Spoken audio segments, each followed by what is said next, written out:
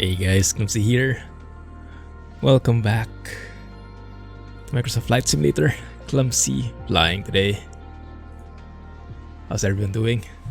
Bit late, bit of last minute preps. I have a story behind that, but yes.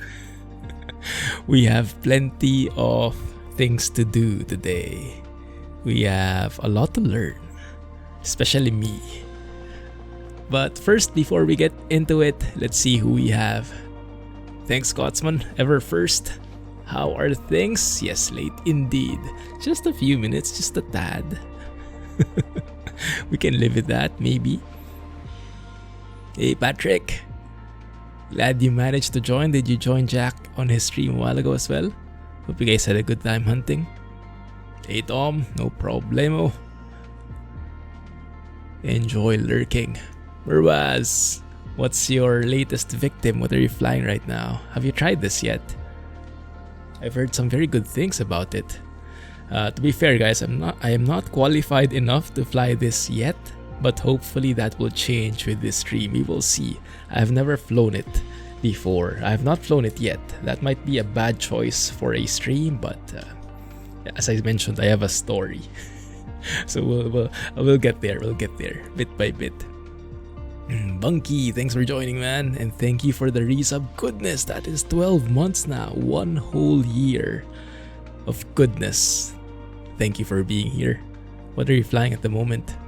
An F-22 mod, maybe. But that's actually a good point, Tom, because this is the gateway, I believe, to flying those fancy military jets. Yeah, this is the Hawk T-1A Advanced Trainer. I believe this is exactly what they use.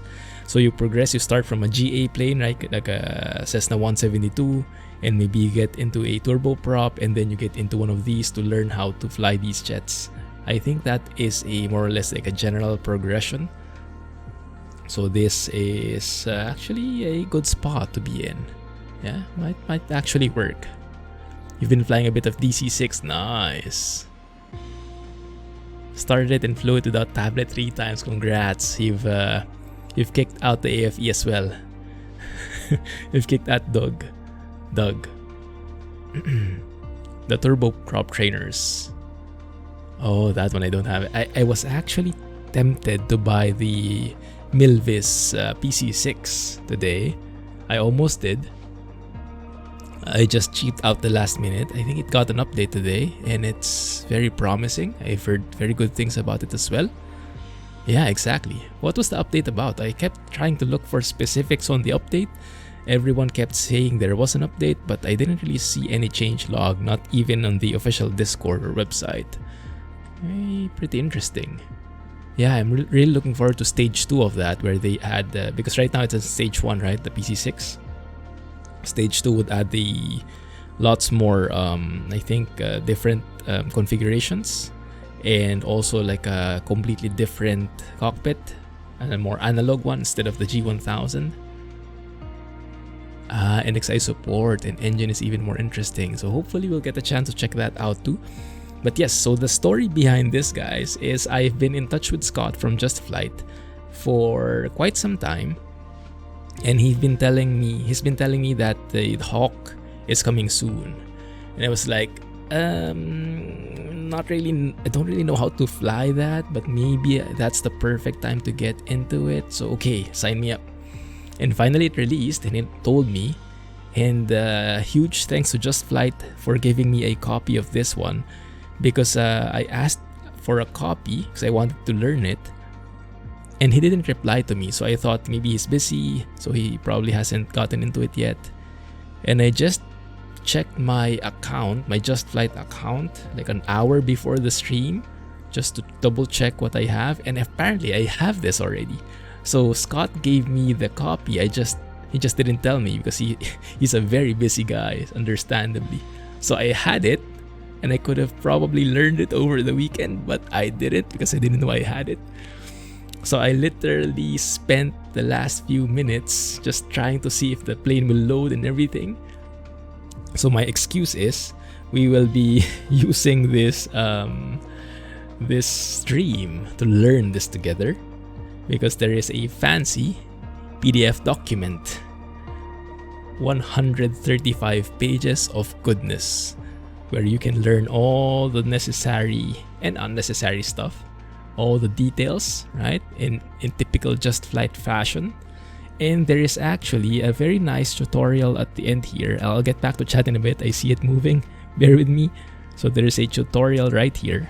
This is what we'll be going through, right? But yes, I haven't flown this yet. I haven't even set up the controls properly. So we'll go through it together. We'll see. No steam gauges yet. I believe that's in stage 2. It's probably when the prices will go up, right, for the PC6. Streamer privileges, exactly. Yeah, it's not an easy job, I can tell you that. Manual, what is that? Yes, exactly, something Train Sim World needs. That's actually a very good point. The Asobo planes, right? What was that we flew last time? The Yonkers U-52. It's a very good plane. Also, other very good planes from Asobo. But the main thing they lack are manuals. Like, you have to fumble around with such a complicated piece of machinery on your own without even any guidance. The best you can have is like a checklist, which is not enough for sure. So having a checklist like this, really, really appreciate it. Hey, LL, how are you, man? It is Just Flight, yes. I didn't purchase it. I was actually given a copy by Just Flight, so I'm really thankful to them. And actually, that's a good point. Let's go and check out the page. So if you guys go to the mods list, !mods, if you're on stream right now, or if you're watching the footage in YouTube, there should be a link in the video description. It will lead you here, and you'll see that the Hawk T1A Advanced Trainer is there by Just Flight. And there should be a link. It says here it's a paid add-on. There's a link to the website there. So let's go and check it out. And it is quite pricey, to be fair. $49.99. $49.99 USD for this Hawk T1A Advanced Trainer. But then you kind of get an idea how detailed it is just by looking at the manual, right? 135 pages. That must mean it's quite simulated. So the price might actually be justified. We'll see. We'll see how it works. Because as I mentioned, I haven't really flown it yet. Haven't even tuned my controls. That's how it looks, right? So we'll see if we can even manage to fly it. But look at that. Look at that view. Anyway, we'll see that for ourselves in a bit. Comes with, I think, 10 liveries. Yes, we'll see. We'll see. Cool. Let's go through that later. Yeah, Just Flight, because it's from Just Flight, I have high expectations. From the arrow, right? Quality stuff right there. So we'll see. Anyway, let's load it up. So as I mentioned, we'll be going through the tutorial. And I will be pulling up the PDF like this from time to time, guys. But I might forget at some point to remove it because I don't see it in my screen. It's in my other monitor. So if I forget it, please let me know, okay? Please let me know that it's in the way. Alright, let's do that. And let's load up the flight plan, the tutorial. So it comes with a flight plan and so on. If we go to MSFS, Community, Hawk T1, Documents, Tutorial Files, there is the plan file there. It's a basic flight plan starting from Echo Golf Oscar Victor to Echo Golf X-Ray Echo. Valley Air Force Base, is it AB? To Liming. And then we're going to use 2 VORs. I think these might be actually TACANs. But yes, we'll see how that goes. And it's going to be 100 plus miles, 136 nautical miles all in all. So this is the tutorial flight and might be a nice place to start things off. Okay. Looks awesome. Yeah, I saw Fabio flew it. I think he will fly it more, and I'm really looking forward to that because for sure he will go into the details, and I need all those details. So looking forward to that one, definitely. Alright, let's go with this. Fly it. Will not go with any ATC at the moment because I will for sure have my hands full already. Just trying to learn it. Oh, I didn't show the liveries, did I? But this livery that I will be flying with is going to be very nice. Maybe you can have a look at that after we do the tutorial. So much money in a jet trainer like this won't be that fun long term. You have the 339 already. We'll see. Looks awesome. No combat systems working. Every combat AC is a trainer. That's a very good point. Yes. And for me, I'm actually happy with that, because I am not a guy who likes the combat part very much. I like the flying part a lot more. So the combat not being there is not really a deal breaker for me. But I understand it could be with many other people. What is that sound? That's the wind, probably. Not the best weather right now over here. Should be maybe tone it down a bit. Maybe Unreal Weather has something nicer for us.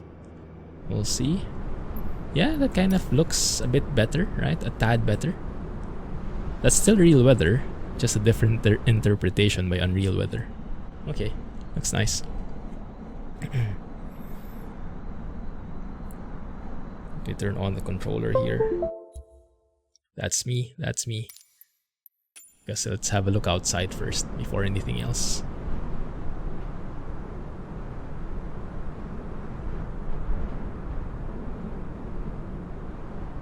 Yeah, definitely top notch in terms of modeling.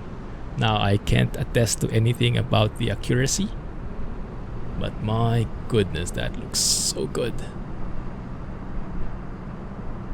If you're a fan of inspecting each and every rivet, this might actually pass your standards even.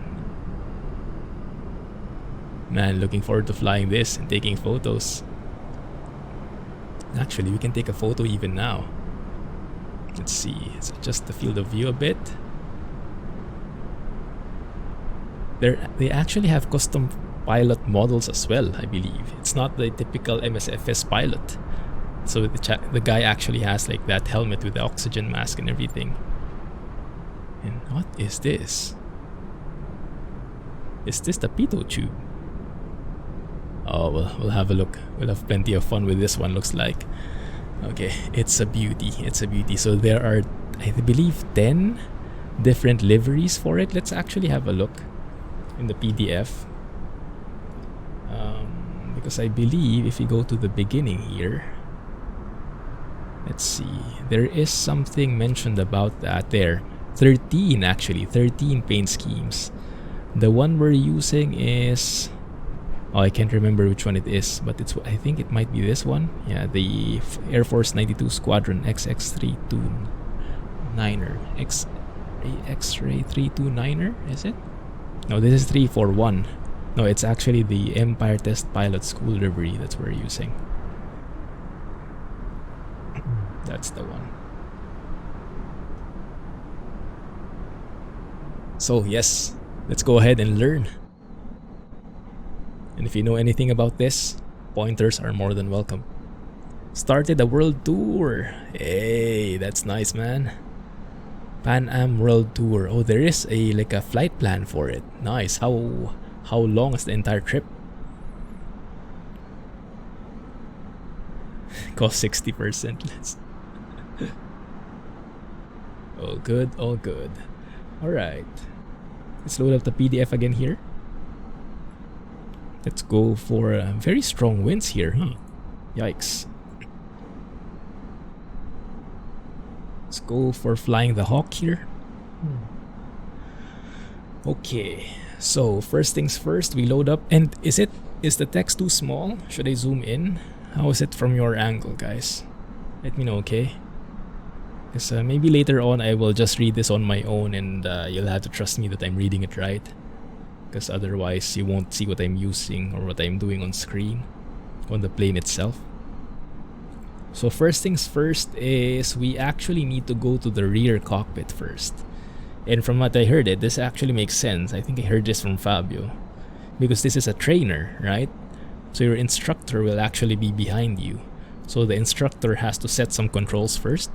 And to say that, okay, let the front cockpit control it.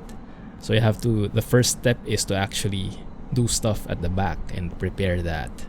So let's see. 1 second. That one is the back. Alright, so that's the front one, that's the back one. We have to do some stuff first. Only VOR to VOR navigation. Sounds like a good plan, man. No ocean crossing. How would you navigate there? Would you do celestial navigation? Enjoy lurking, Tom. It's legible. Okay, thank you. Fly the darn plane. You might need to return in an hour or so, Murwaz. Just setting expectations, it will take some time. For those who want to fly already, you might want to switch to another stream first. I'm sorry. This will take some time. I haven't flown it yet. We will have to learn it from scratch. Alright, let's see. Do I have the PDF? Okay. So first we start the engine start switch to on. That's this guy on the lower left. There you go. Pay close attention to the switches sounds as well. That's part of the detail, right? In addition to the visuals, the audio is a huge thing as well. Tailplane standby trim cover is down. That's this one right here. Skid switch to on. That's this guy right here. Okay. And confirm that the up and down gear selector buttons are out. So these are the ones. These are out. We can zoom in actually so you guys can see better. They are both out. And then push the red transfer button in. That guy, it's not moving though, so I'm not sure if I'm doing the right thing. I think that should actually... Oh, there it is. That should be how it is. There, it should push in like that. Okay. Okay, because when it's pushed in like that, that means the front cockpit has control. And that's what we want. And then also here, that this is the flap indicator normally. But we set it in the middle so that it's the pupil, the front cockpit that has the controls. So we're basically just passing overall controls to the front. That's what I get from it. Now if I mention anything wrong here and if you know better, feel free to correct me. Okay, because as I mentioned, not an expert on this one just yet. Skipping the celestial part. I see. Okay, great. Moraz, thanks. Looks simpler than the MB339er. What year is that from? I think that's a bit more old school, right? This one I'm not sure. We'll need to look later. Maybe someone can help Google while I'm fiddling around the controls. Good. Confirm that the lighting switches are off. So that's these guys right here. So they're all in the down position, and the oxygen selector, put that to on. So the knob here, there, should line up with the on position. And that is it. We can now go to the front cockpit. Nice. Okay, next up, we double check that the landing gear selector is down. It is. And the position indicators will still show red, these guys, as they are not yet receiving electrical power. Okay, makes sense. Confirm both battery switches are off. So this plane has 2 batteries. They're both off. And finally rotate the oxygen selector to on. So it's the same thing here. Put that on. Does anything change yet? I'm not sure if anything should indicate that it is on and it's working. This looks more old school than the 339. Ah. Oh yeah, lots of new planes. True. Lots of new trainers. Very good for starting out. But yes, I think there are lots of new trainers, lots of new planes with great external models, maybe great flight models as well. I think the differentiating factor would be the after sales support and the manual. Because as I mentioned, that's my biggest gripe with Asobo planes. They fly great, but you're on your own. Doesn't have too much context. And I've learned since from PMDG especially that the manual is such a huge immersion factor for me personally. It might not be for you though. But yeah, reading the manual gives me so much more context and so much more appreciation of what I'm flying than just flying it on my own. Now granted, I understand some people would like to fiddle with things and discover things on their own without reading the manual. That's all good too. But for me, I'm a step-by-step kind of guy. I'm more linear when it comes to that. So I really like reading the manual and learning from it. So I really appreciate Just Flight's effort in making this 135-page manual. Alright, let's see. We can now work through the strapping in checks, sorry. Set the rudder lock located in the front of the control stick to off. So that's this guy right here. I believe I saw this being checked. If I move my rudder pedals, nothing is actually working because it's locked. But if I remove the lock, now it works. Nice. Very nice implementation. Okay, very simple things like that. Yeah, highly agree with that, LL. That is great to hear, Moraz. I saw that they addressed that in one of the Q&As, right? The recent Q&A. So that's great to hear because their planes are amazing. Like the Yonkers, yeah, Tanteiyu. It's an amazing plane, but leaves a lots of question marks. Like, how do I turn on autopilot? How do I do this? How do I do that? And that basically has to be crowdsourced, and we don't really get confirmation if that's the right thing to do, unless someone really knows the plane. All right. So rudder lock is off. Now what we'll do is we will turn on the batteries one by one and check if they have enough voltage. So it has to be at least 23 volts. So we'll turn on the batteries here and the voltage would appear there on that side. There we go. That is 23 volts. There's a warning as well. Yeah, it's even like fidgeting. Very nice. So battery 1 looks good. You can even hear something spooling up. Battery 2 looks good as well. And as we turn on the batteries, you can see the landing gear indicator turning green. Remember a while ago it was saying it was red still because it was not receiving any electrical power. So now that it does, it actually turns green. Quite nice. So we turn on both batteries and we acknowledge the warning to remove that thing.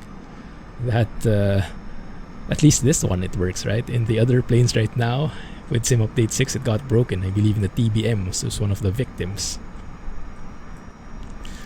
Do you guys know what this is? It says oxygen. Does that represent that I'm breathing through the mask already?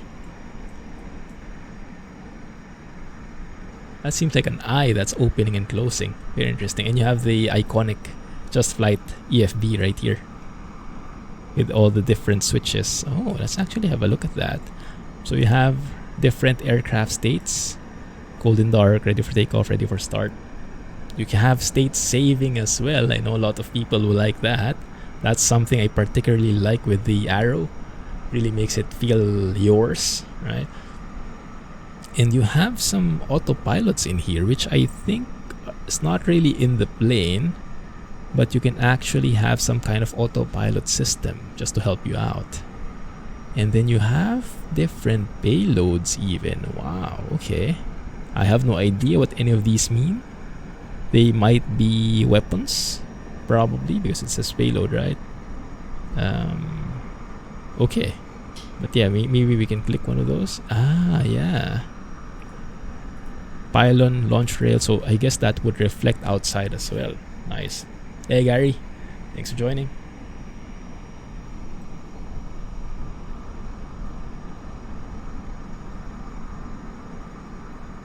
Let's see. You will see that breathing thing. Ah, okay. Good. Good. Let's see. So we have the oxygen level here as well. I'm not sure if that's simulated. Maybe that will run out in time. We might need to look how long that oxygen lasts. But we'll see how it works. Okay, so both batteries are on now. That looks good. We will turn on the nav lights. Nav lights are all the way here. Chuck. And if we go outside, it should reflect that the nav lights are on. Indeed. Yeah, you see? Red and green lights on either side of the wing. And there's the one I'm telling you. That's us now. The pilot. Wearing the mask already. All custom and everything, right? Not your typical MSFS pilot. Looks very, very cool. I like that. I'm not sure when he comes in. Maybe when you turn on the batteries, he comes in. Because a while ago, there was no one there. Quite nice. Alright. CCS amplifier set to norm. Does anyone know what a CCS amplifier is? This is this red switch here. It is set to norm, but I have no idea what it's for. Parking brake is pulled to on. So when you pull it, that's when it's in the on position, is from what I understand. Okay. There's also an LP fuel cock lever. I believe this is something used for starting the plane. This guy right here. Of LP fuel cock control on. So on is when you put it on the down position like that. Confirm that the engine start switch is off. Yes, it is still off. Set the fuel pump switch to on. That's this guy right here. And confirm that pitot heat is still off. Yes, we'll turn that on later.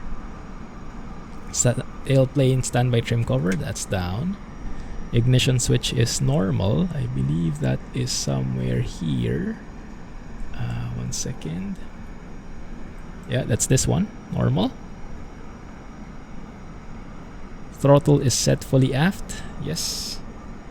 Anti-skid switch is still off. And standby UHF switch is main. Okay. And then the brake accumulators for each side, starboard and port, are pressurized. These two dials right here, they have some pressure. Nice. Hey Mekius, thank you for joining the stream. A ferry fuel tank, I believe it does. Although, yes, I am not much an expert yet, but I read from the manual there are different types of fuel tanks. Maybe that will answer your question if we go there quickly. Let me see. Fuel system, fuel tanks. There is one in the fuselage, wing, and yes, you can have external tanks here, which can have up to 1,365 kilos. That's 380 gallons. Yeah, and then you have fuel transfers, which is fully implemented, I believe. But yes, I have not gone into that depth yet. Sure thing, sure thing. It's red, don't touch it. Set the weight for the instructor. Oh, where? Well, I think right now it's set to default 200 or 95 kilos each. Just the default setting.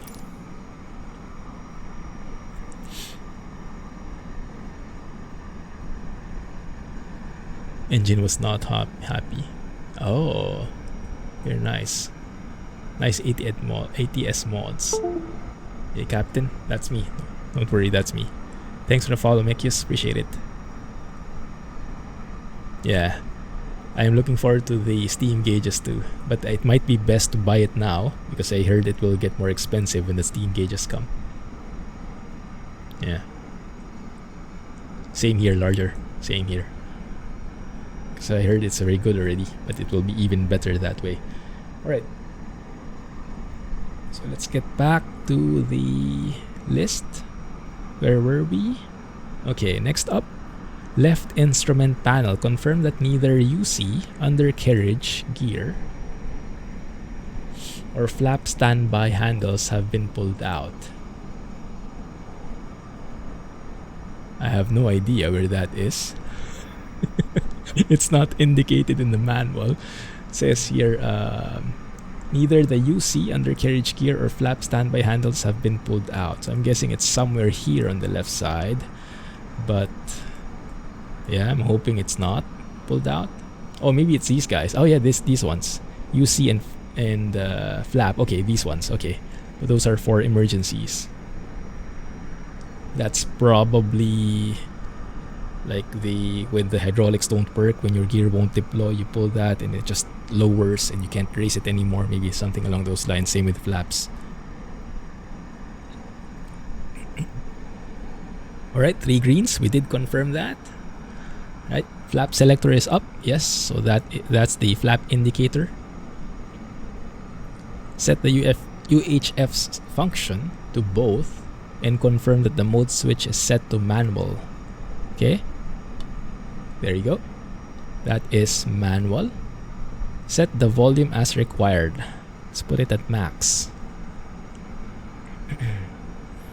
Full stage 2 is not out yet for the PC6. Skydivers and bush wheels are there. Cool. Yeah, the Asobos is looking pretty interesting. I heard that the guy behind that is the same guy behind the CRJ, right? So that might actually be good too. We'll see how it compares. Yeah, but if it comes with a manual, that's the same lines.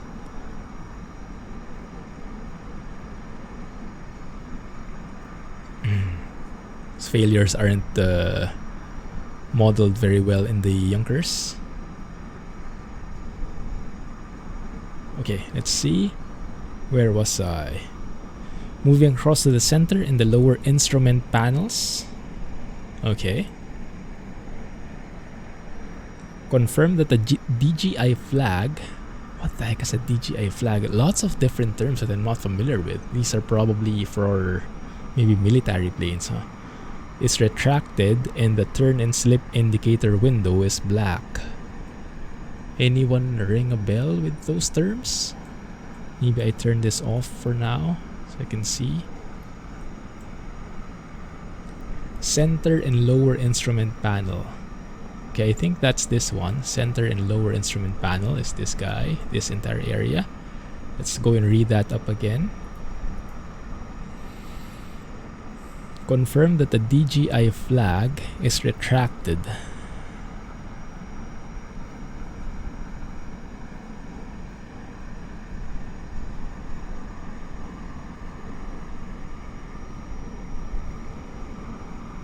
Not that realistic. I see. Yeah. Oh, and it's Ray, the PC6 from Soulboil. That's going to be a huge thing. That's true. Okay. Turn and slip indicator window is black. Turn and slip is isn't it? Turn coordinator and slip indicator, isn't this one? Shouldn't be, right? Push in the accelerometer knob to reset the minimum and maximum G needles. Maybe I need the tooltips here because the tutorial is not very descriptive about it. There's no screenshot. Well, actually there is, but there are no markers. So let's go ahead and turn on the instrument name tooltips at the very least, so we can see what it's for. ILS marker. This is the one. Reset G meter max min. Yeah, this is the accelerometer knob. There you go. So that's reset. Good. Confirm that the main attitude indicator and altimeter and HSI flags are showing. Yes, indeed, those flags are there. So that's the flag for the one sec, what did it say? Yeah, the attitude indicator, the altimeter, that's the flag there. And the HSI, yes, all of them have flags. That means they're not receiving any signal, right? It's not working yet. Set the AHRS heading mode selector to SLV. It's this guy. Oh, that's the slave. Yeah, so we're setting it to slave, like so. Right? That one. and confirm that the latitude control matches the aircraft's current latitude. I have no idea how to check that.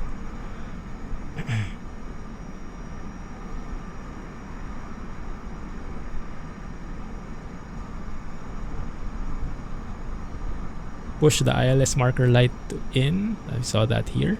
Yes, it is lighting up. Confirm that the UHF power switch is set to normal. Yeah, it is normal.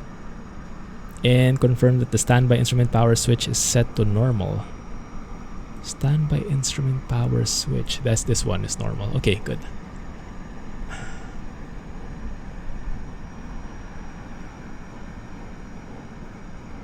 Yeah. I think right now they are catering more to the casual side of the players. So they are focusing on maybe the flight model, not so much on the failures. But yes, that will be great. Yes, that's a very good point, LL. It does actually. It doesn't seem to work though, and I'm not sure if this is Sim Update 6 related, because before they were able to make this work. Like yes, it's full on. Like if you see the list, it's for everything, right? And it's very comprehensive, just like in their arrow. But if you look here, okay, fine, you can do that, you can tick it. But if you normally you would be able to show, right, where that part is. It doesn't work anymore. Like these arrows don't zoom in anymore, don't pan anymore. Like this one is like, what is the MCP coolant? I don't know where that is. And if you're starting out, that will not help much, right? So once you know the plane, then it will be very helpful. But for finding where the exact thing is, it will not help that much. Sure thing, Moraz. Good.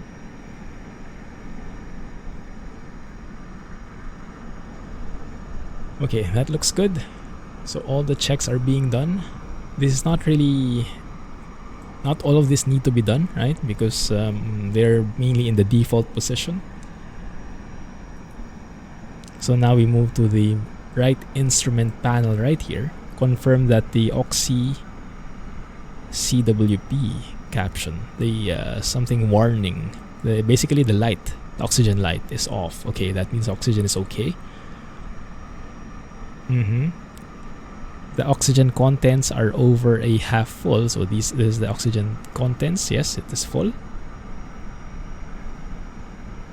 And the flow indicator shows oxygen flow.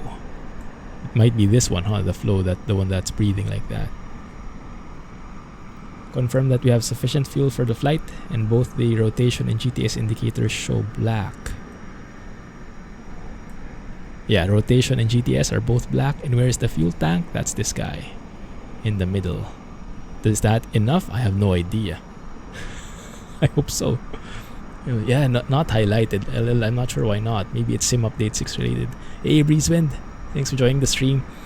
You guys who just joined, welcome to the stream. Sorry, it's a bit slow right now. I am learning the plane for the first time. I kind of realized late that I had the plane.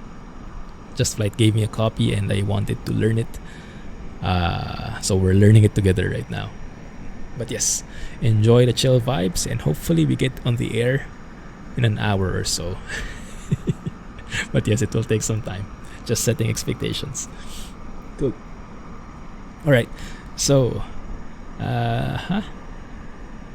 where was I? Okay, looking good. Test the CWP by raising the test switch cover. This guy. So we raise the cover and then we test it. Yeah, everything, all the bulbs are working. Looking good. I think we need to hold that. There we go, so that the lights are all lit up and we can verify that it is working. And then acknowledge the warning again. Set the panel light dimmers as required. Where is the panel light dimmer? I think it's this one.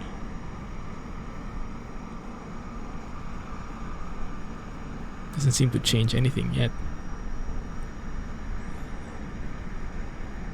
Okay, let's do that later. Remember to switch on the panel light switch if you want panel lighting. That's why it's not working, because you have to turn it on first. But they didn't really say where that switch is. There. Okay. So the center, there's the dimmer. Okay, that's working now. Yeah, let's turn it on. Why not? It's actually making it a bit more the ambiance nicer. Good. Okay. Next up, right console. Confirm that the CCS function, oh my goodness, all these switches, is set to VHF. That's this guy right here. Yeah, CCF function selector. So we can retransmit using VHF, the typical high frequency, very high frequency. COM1 radio, and that both the RX and IC volume knobs are set to maximum, fully clockwise. Yes, indeed, they are. Okay, good. That's the receiving, and the IC maybe is intercom, huh? Probably. Rotate the VHF operational mode. Excuse me. To TR plus G. That's this guy right here, I believe. Yeah, TR plus G. You can see it. You can see the frequency now. Power up the VHF radio and confirm that the frequency mode selector is set to man for manual. It is in manual mode. Okay. I don't like the tooltips anymore. I think I'll hide it. Okay. Because it kind of blocks the view. There you go. Hey Sky, it's been a while, man. Thank you for 15 months. GG on the resub. How are you doing, man? Where have you been trucking recently? I see your photos from time to time in Discord. Thanks for sharing. Okay, let's see. We'll not be using the ATC system in this tutorial, but you are welcome to do so. Okay, not right now, but we can tune into ATIS, for example. We can test that out. How do you tune in the frequency? Okay, that's the frequency right there. And then how do you switch?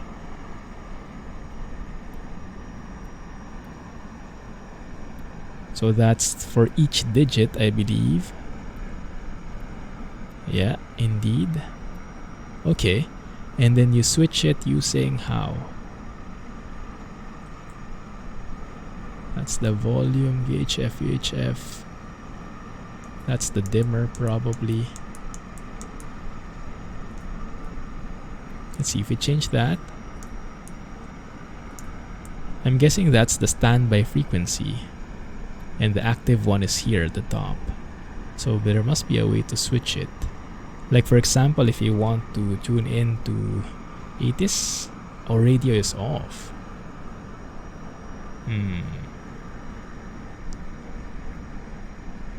Let's see, maybe I'm missing something, huh?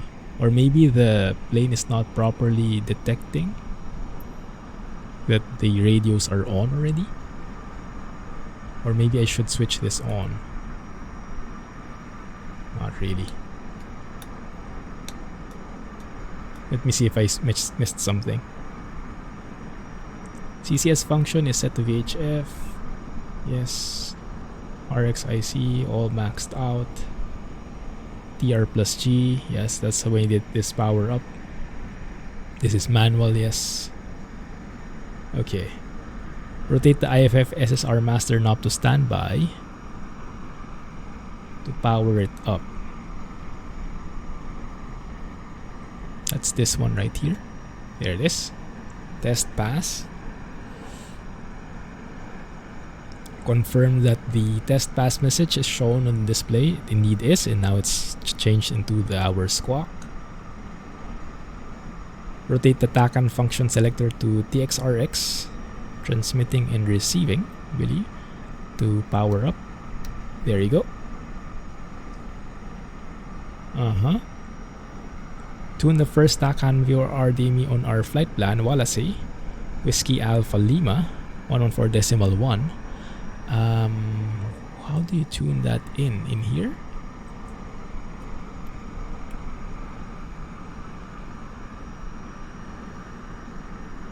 Or is it this one?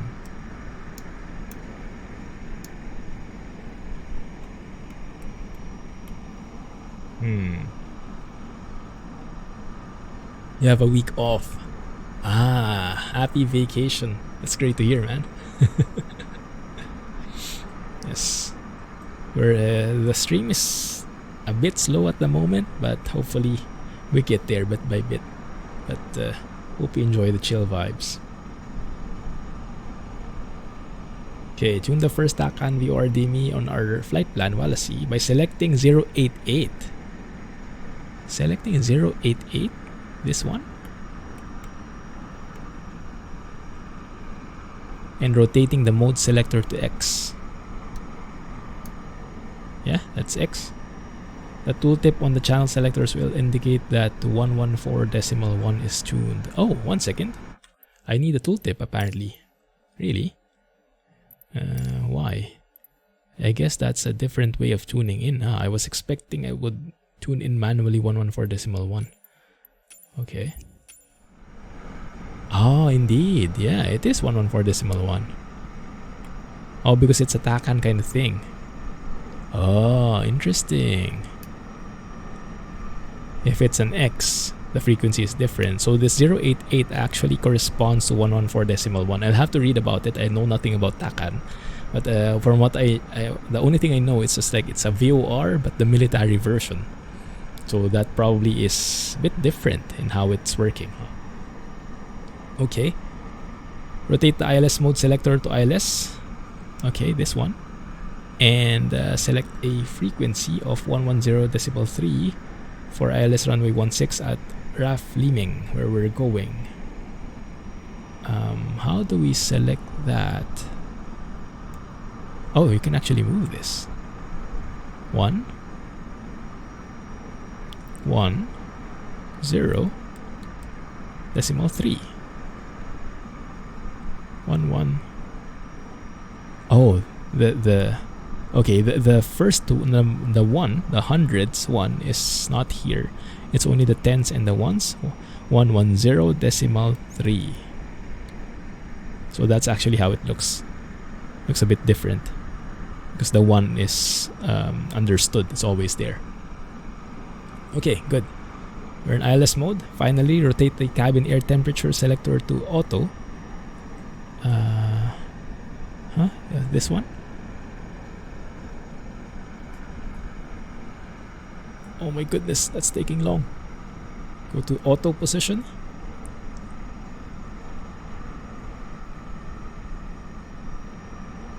Welcome back, Mirwaz. Set the cabin conditioning control switch to normal. There you go.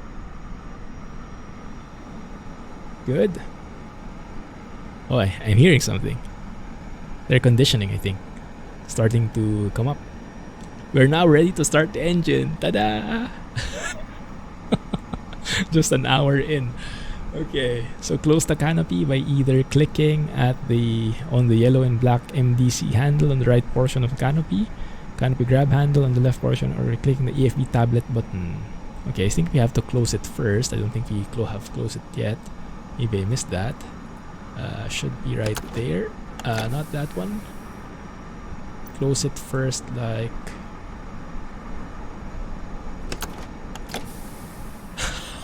How do you pull it down? Don't you not just...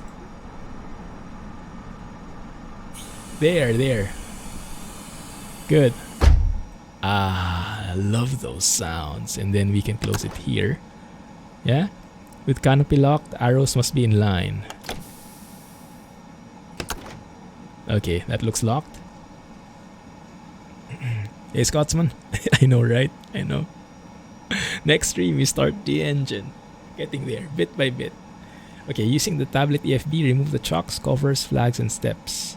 Close the nose hatch if it's open. Okay, so we remove the chocks, covers, flags, and steps. If you look outside, that should now show all the blockages. Blockages are not there anymore. Yeah, man, goodness, this plane looks amazing. Whew. Okay, on the left console, set the engine start switch to on. This guy right here, okay? On the right instrument panel, set the two anti-collision switches to red. anti-collision. So center is off. If you put it down, then that should be on the red position. And if you look outside, then yes, indeed, we have two anti-collision lights, one at the top, blinking red, and one at the bottom, there it is, blinking red. Is it true if I put it to white here, will that be white? Indeed, it is. So that is properly modeled as such. Nice, okay. But let's put it at red. When would you have it at white? It's interesting. Okay, maybe later it will say. Okay, Alright. The engine start sequence begins with starting the gas turbine. Starting. GTS stands for Gas Turbine Starting System. That's this one. That's, I think, the equivalent to the APU, the Auxiliary Power Unit. Maybe. Okay. I think it's somewhere here, which supplies air. Not quite, but close enough. Supplies air for the rotation of the engine during the start, acting somewhat like a traditional APU. There you go.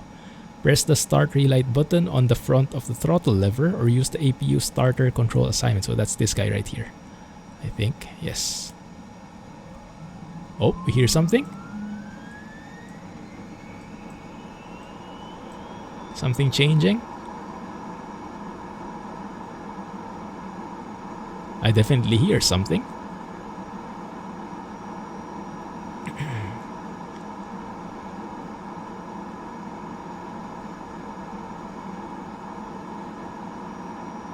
Yeah, Moros likes to leave me a lot of times. Alright, GTS is indeed lit up now, so that should be working.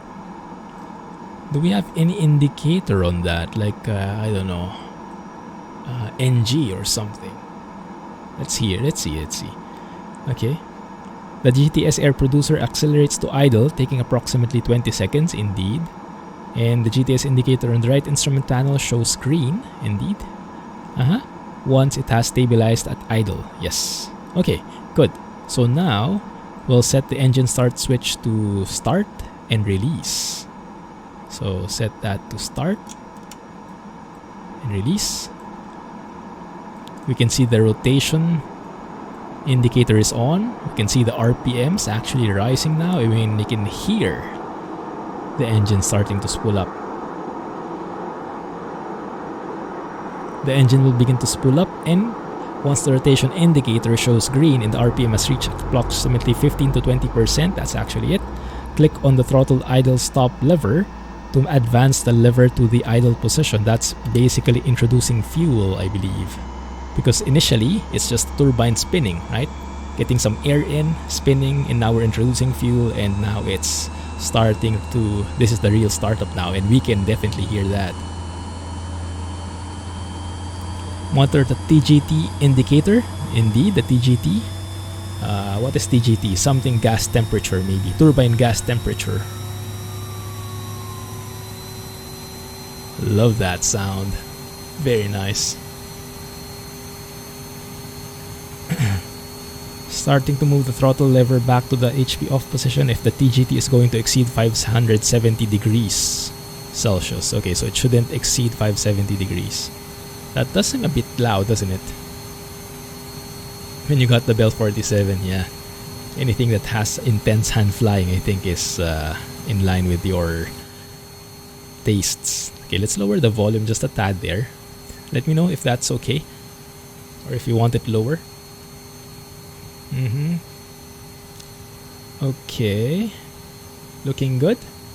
As the RPM rises through 45%, confirm that the GTS and rotation indicators show black. Yes, both of them are now black, indicating that the start sequence is complete and the GTS has automatically shut down. Cool, okay. RPM should stabilize at approximately 50%, 55, 54, good enough.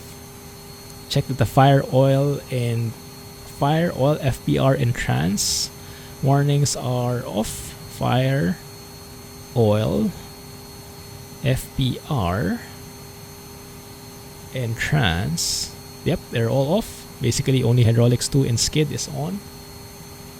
check for full and free movement of the flight controls using the number 1 hydraulic system. Note the small transient drop in hydraulic 1 system pressure as you move the control stick. Oh, interesting. 1 second, where is it at? I think it's this one here. Yeah, this one. Okay. Let's get back that stick. Is it working? It is. Oh, look at that, guys. Look at how modeled that is. As I move the stick, you can actually see hydraulics 1 here getting lower. The pressure getting less as we move it and move the controls more. And then when we let go, it recharges. Now that is attention to detail. Pretty cool. Okay. So now, we can reset the hydraulics 2 pump. That one. That should increase the pressure on hydraulics 2. Okay. As it rises, and confirm that. Okay, so and with that, the hydraulics 2 should disappear. Okay, good. That's working. Now it's full. Now can we still move the flight controls? Yes. And now both systems are lowering in pressure. So there are 2 of them now that are working hand in hand, looks like. Pretty cool stuff. Okay. Does that also apply to the rudder pedals, I wonder? Or does it mean the stick? I think it's mainly the stick that uses the hydraulics, the pressure. Cool. Hey, Geek Squad. Similar to the PC6, yes. Should be. How are you doing, Geek Squad? What's happening? Only the skid is lit up. Yes, indeed. Congratulations, you have successfully started the Hawk D1. Nice. You can now work through the after start checks. Okay. And with that, I think we end part 1 here.